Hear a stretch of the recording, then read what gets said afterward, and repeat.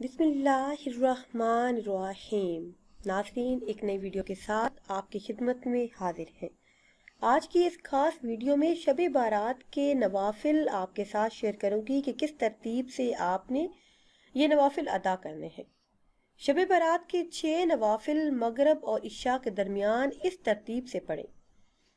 2 नफल दराजी उम्र की नीयत से, 2 नफल दफ़ा बला की नीयत से, 2 नफल मखलूक का मोहताज न होने की नीयत से, और हर 2 रकत के बाद सूरह यासीन 1 मरतबा या फिर सूरह इखलास 21 मरतबा पढ़कर निस्फ शुबान अल मुअज्जम की दुआ भी पढ़ लें।